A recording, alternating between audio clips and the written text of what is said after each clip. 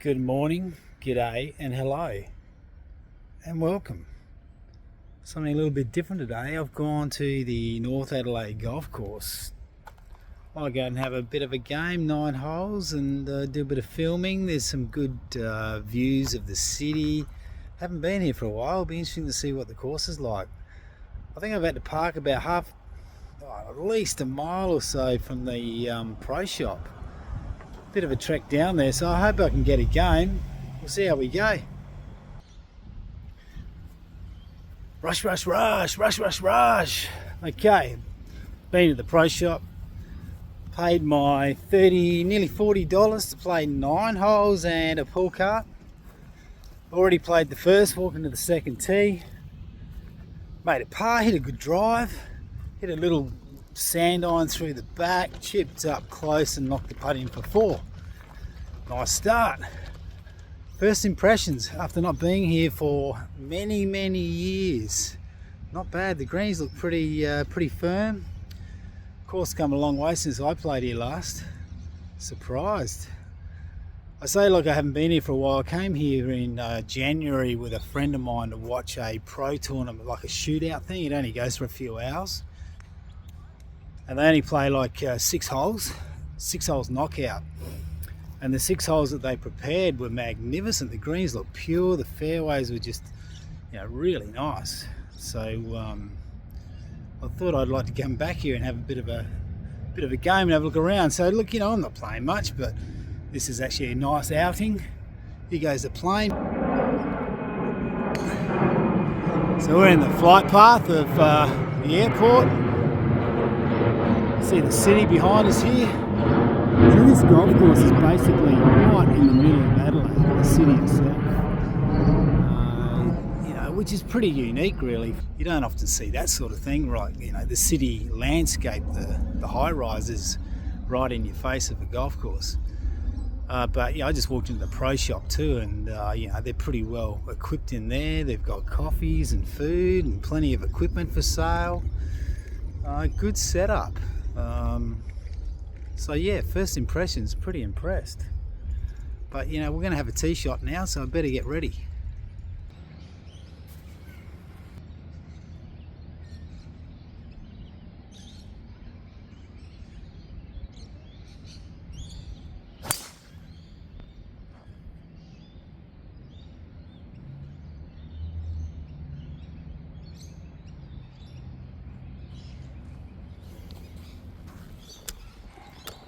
Gone too far through the corner. Although the lie looks a bit tight. It's only like a 50-metre shot. Let's see how we go. Made 6. Slack bogey. Although my third shot was the lie was really tight, and I had to go over a tree. Just caught a little bit fat and then chipped up and 2-putt. Easy bogey. Slack. Have a look at that for a cityscape. You don't see that very often on golf courses. You often see cities in the distance, but you don't actually see a golf course right in the middle of the city like this. So you can see that pattern cut coming out in the fairways. It's one of those things where when you have a high traffic golf course, and I don't know what sort of staff numbers they've got here, probably not enough. You've never got enough. I mean, there are a couple of courses where there are sufficient amount. I've worked at a couple where the numbers have been pretty good to get the job done. But I believe here they don't have that many, and there's 2 courses. This is their premier course, the south course. There's the north course, which is, I think it's a little bit shorter. Probably doesn't get maintained as well. There's only a certain amount of times, and there's also a par 3 course too. So you're talking 2 full-size courses in the par 3. So you want to have decent numbers if you want to present it well. And look, there's no doubt it's getting presented better. And being a public golf course, the general public, really sometimes don't do the right thing with golf course. I'm not directing at everyone. Not everyone's like that. There's certainly a few a few people that come out and play that, you know, probably need to be educated a little bit more. Jet going over. Certainly right in the flight path here. I'll be taking that jet to Melbourne in a couple of weeks' time on my way to Phuket, Thailand. I remember last time I flew out, I flew directly over the city, and it's actually quite a good view of the city when you're up there. Yeah, so I think that, you know, being that I've been a greenkeeper and being a golf course superintendent, it's interesting when you go and play other courses and have a look around. I tend to have a good look these days and, you know, looking at the greens and things. These greens aren't too bad. I mean, like I said earlier, they're firm. They've got reasonable cover on them. There's a lot of bare areas around the greens, the surrounds and stuff. They probably just get hammered with compaction and, you know, people driving the carts, even though they've got them hooped off, the general public will drive over it anyway. The general public tend to want, well, you know, golfers, I shouldn't just say the general public, because I've seen members at golf courses be irresponsible too when they, you know, they basically want to park it on the green. They've come up with these lasers, and they've been out for a few years now, and I played a course just out of Melbourne on the Mornington Peninsula that if you hire a buggy and you get within, say, 50 metres of the green, the thing just cuts out. So the only way you're moving is to go backwards. So they have a laser set up in the buggy itself and plus on the pin. So they can keep you out of, you know, areas where they're trying to revegetate near greens or off of tees, all that sort of thing. So yeah, it's a really good thing, because there's no doubt that you let loose a golfer on a buggy, you know, they can become a little bit irresponsible. And it is frustrating when you're a greenkeeper, because all you're trying to do is look after the golf course and present it well, and then you get golfers that come out and all they want to do is destroy it and then whinge about the condition of the golf course. But anyway, we better keep moving, have another hit. This is the third hole, 1 over after 2. Just hit another good drive, a little flick wedge. Had to sort of manoeuvre it a little bit under a branch and just come up a little bit short. But, you know, I hit it good, the second shot as well. I'm actually hitting it quite long off the tee, surprisingly. Does the ball fly further in the city? It must. Geez, a lot of players around. Golf, so popular. What's going on? It's interesting that... I say it's interesting a lot, don't I? But it is surprising how many people are playing golf during the week. I mean, I know I'm not working, but looks like there's plenty of other people not working either. Right, we'll see how this chip shot goes. I think I might have a putt instead.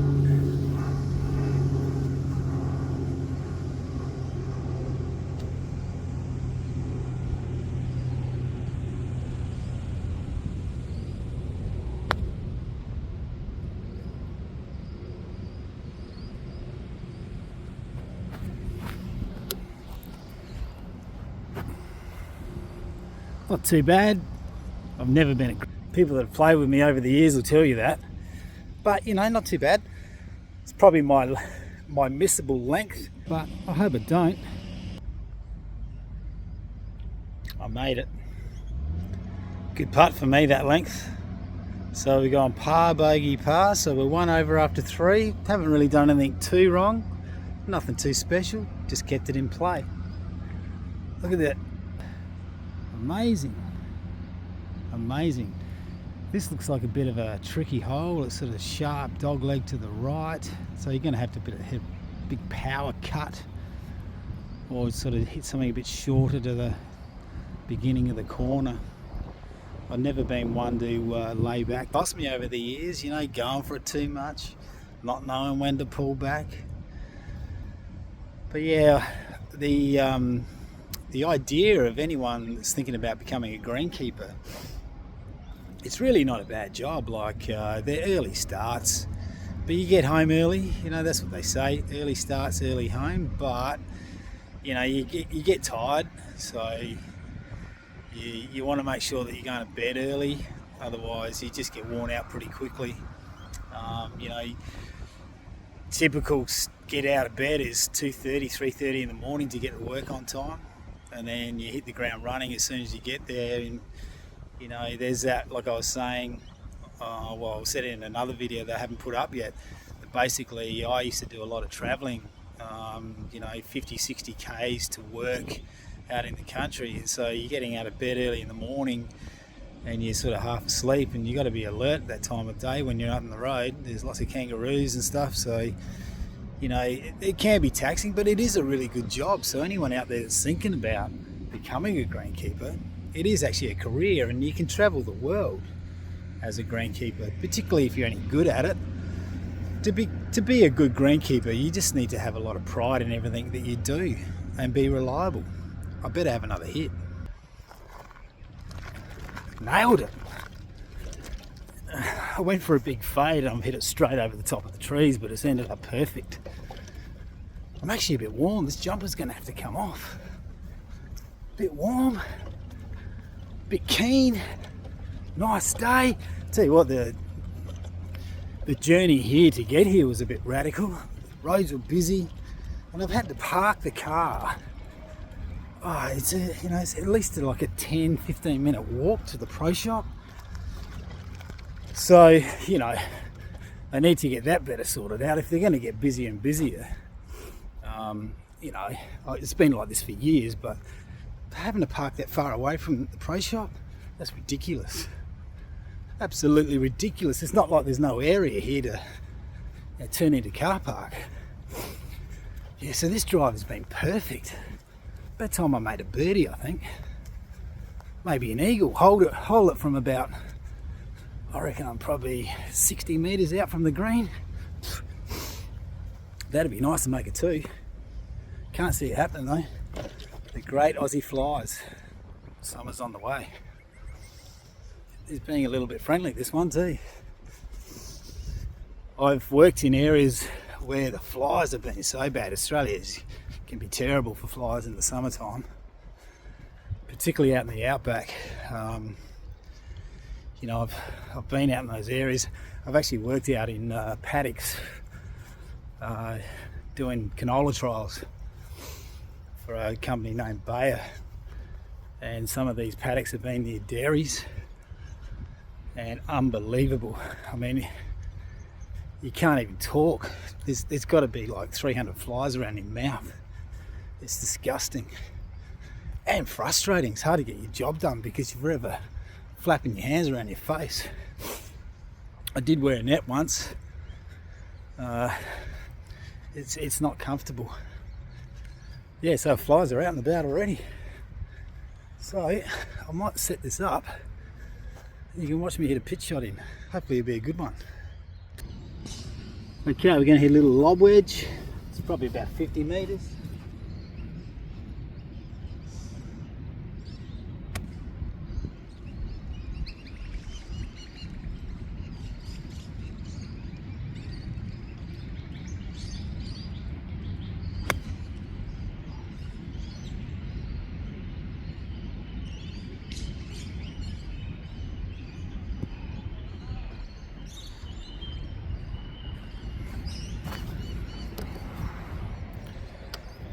Nearly very good, just hit it a little bit thin. Got an opportunity for a birdie. He's gone a little bit past the pin. You know, it doesn't matter how well you hit your drive.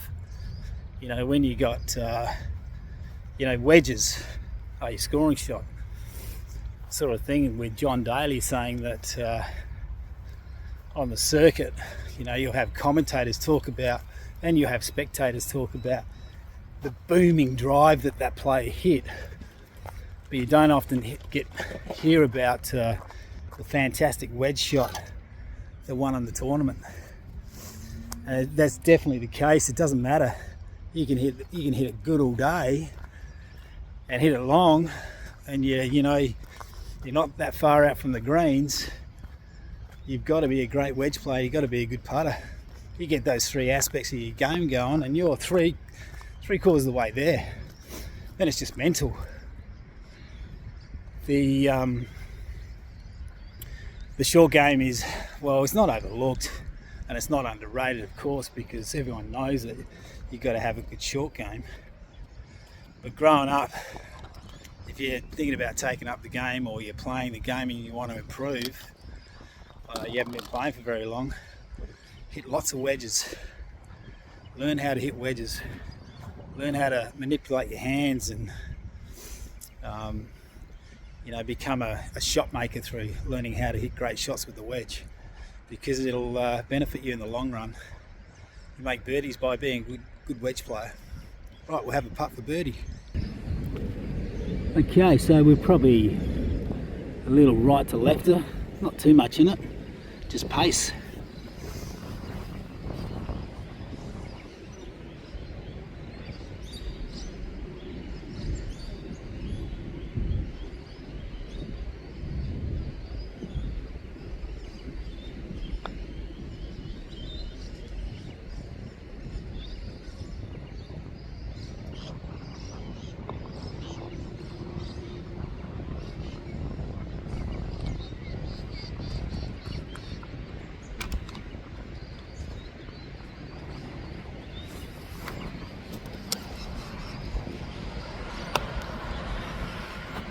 See what I mean?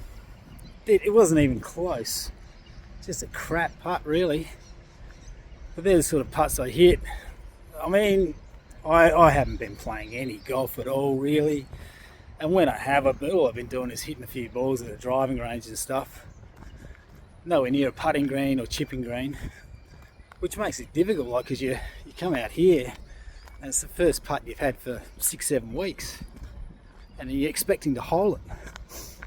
As we do, we have these high expectations and we're disappointed when we don't pull it off. Well, it doesn't really happen if you don't practice, because you don't get consistency. But yeah, there was nothing wrong with the thought process of that. I just mishit it. Off to the next tee, 1 over after 4. Yeah, so anyone that's thinking about becoming a greenkeeper, there are plenty of apprenticeships that come up. Particularly, I've seen in South Australia there's quite a few, and you could be working for a council.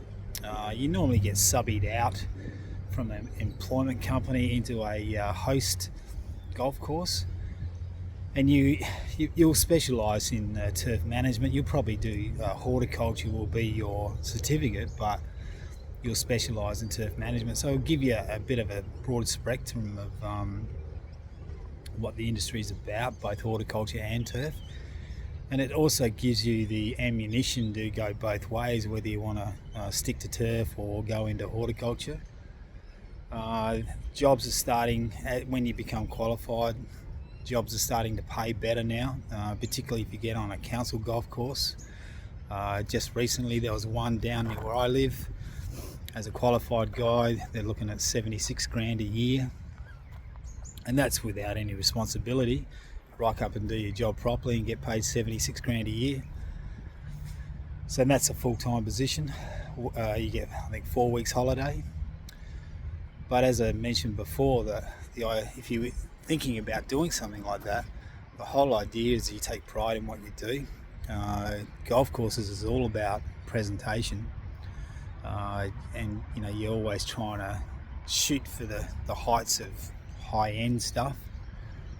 It's never always possible, and you tend to become a bit of a perfectionist, which is unrealistic because you can't reach perfection and you can't even strive for it.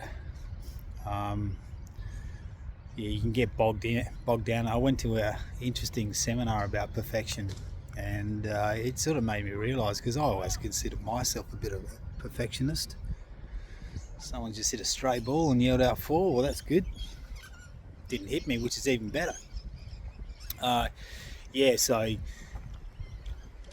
Perfection can't be achieved, but there's no reason why you can't, go hard to do the best you possibly can. That's all that people ask, and that's all you should ask yourself.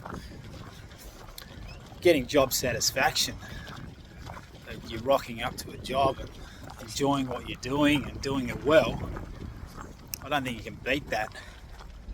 When you're just rocking up and looking at the clock every hour, that just that's no good. It just drags on. No job satisfaction in that. So when you become a greenkeeper, you got to learn to work by yourself a lot. So you got to push yourself along. you know, no one really puts a lot of pressure on you. Once you get the hang of it, you can keep up the pace pretty well and also present something pretty good at the same time. If you go too hard, what can happen is quality gets compromised. If you go too slow, you know, the quality's there, but you get bogged down and you don't get the job done. Better have another hit. Rush, rush, rush, rush, rush, rush. Okay, that was a par 3. 179 into a wind. Hit 3 on. Very averagely. Oh, that's the ugliest shot of the day. You know, when I was a kid, or when I was a teenager, or up to the age of 30, 35, even 40, long irons was my forte. I used to love hitting 1 irons and, you know, that sort of thing. Now as I get older, don't practice enough. I mean, that was the writing on the wall, that shot I just hit then. Not great. But, you know, you can chip and you can putt and still make 3. Let's see what we can do. Oh, I made bogey. Hit a reasonable chip, you know, not great.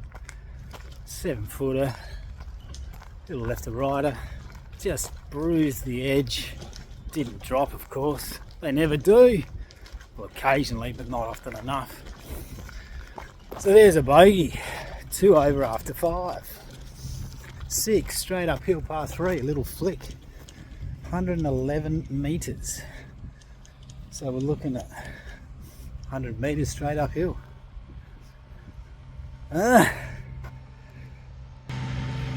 Greenkeeper cutting a little par 3 fairway. A little triplex, Toro triplex. I tell you what, there's some slopes around here. You get in some pretty tricky positions on some of these machines. When you're working with slopes on machines, you got to be careful, especially when it's wet. They tend to slip, and you can roll them. You got to get a good feel for when you're sitting on the seat. You can feel it, whether you're in trouble or not. But yeah, well, that's the thing, that you never put yourself in that situation. It's not worth it. A whippersnipper can clean that up. Don't worry about risking your life just to cut that bit of grass. Right, we're going to have a little shot here. Let's see how we go.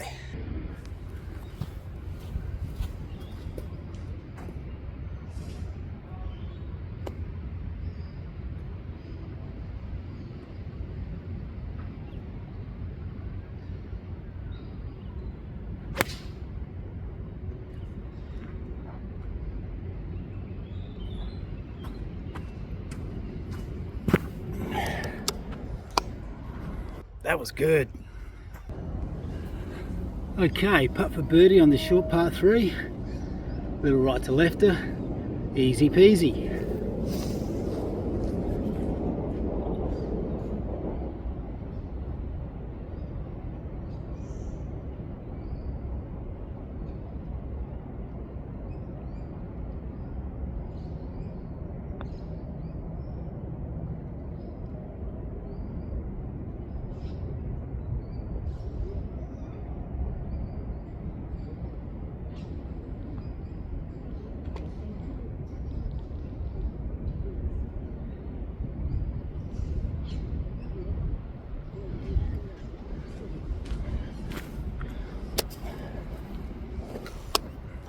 Never up, never in. Not even close. Thought it'd be quicker than that downhill. That was slow. Anyway, easy 3. Hit a good tee shot. Nice little zappy wedge shot. One of those shots that, you know, used to hit a lot of those when you're younger. Used to practice, like I mentioned before. Used to hit lots of wedges to try and create that shot that I just hit then. You know, they fly with a lot of authority, and as soon as they hit the deck, they're stopping. Great shot to have in your repertoire. Next tee, 2 over after 6. So there's the Adelaide Oval lights, where they play lots of AFL football games, test cricket, one-dayers, have concerts there. Fantastic stadium. Been a very successful build, that one. They renovated it a few years ago, and it's been nothing but a huge success. You know, you pan around here, All these trees. There's the city again. It is a, like, if anything, the views at this golf course are unbelievable. Condition wise, I would rate it probably 6 out of 10. Mind you, I'm a pretty hard marker, but yeah, 6 out of 10. The greens run alright, but a lot of traffic. So the thing about greens, you can't push them too hard when you get a lot of traffic because they wear out, they thin out too much. So you got to keep a bit of grass on them so you don't push them too hard. But off to the 7th tee. Let's see what this hole's about. Adelaide Oval. Have a look at that stadium. Amazing. Bit of controversy when they built it, but it's done now, so there's nothing they can do about it. They've been highly successful. Just climbed a mountain to get here. It's a pretty hilly golf course, that's for sure, and busy. So I'm all done, 9 holes. Some good and some bad. A little bit of good, a couple of bad ones, like a couple of bad drives. Would I come back? Maybe. Not in a hurry. Probably a bit more enjoyable with a couple of mates. I actually did join up with a couple of people for a couple of holes, so we were just chatting about stuff, and there's always plenty to say, isn't there? I've got plenty to say. So I'm just going to have one last hit. I've zipped over on the north course somehow. I'm heading back to the pro shop, and there's a short hole here, so I'm going to have a hit. Here we go.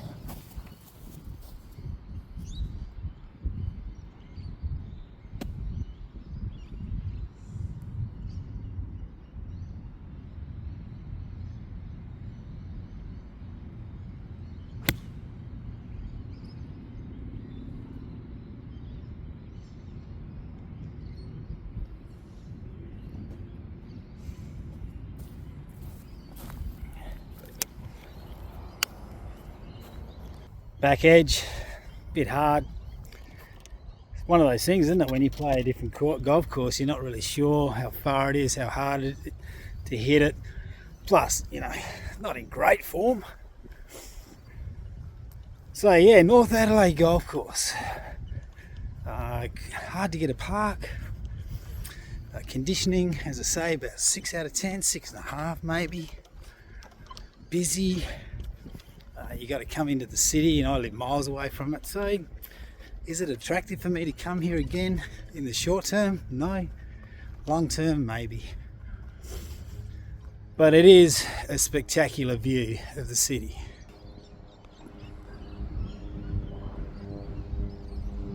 I don't think you get too many golf courses in the world that are that close to the city. Can't see it happening. But I've enjoyed my time the last couple of hours. I've only got a 3-hour park. I might even get a ticket. That'd top the day off, wouldn't it? Probably cost me $100 for a parking ticket. Bastards.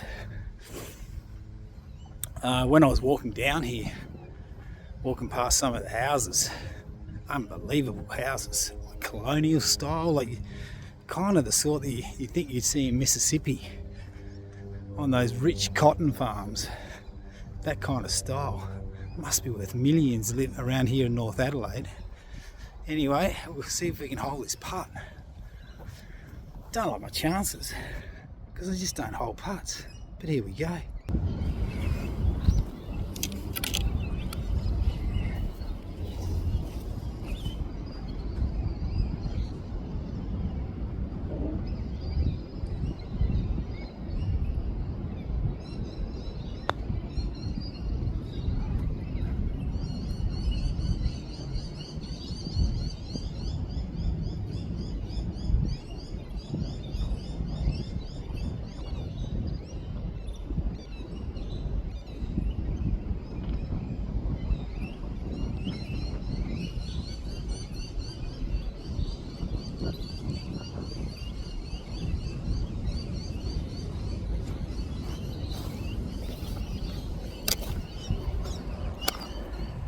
Terrible first part, but I hold the second.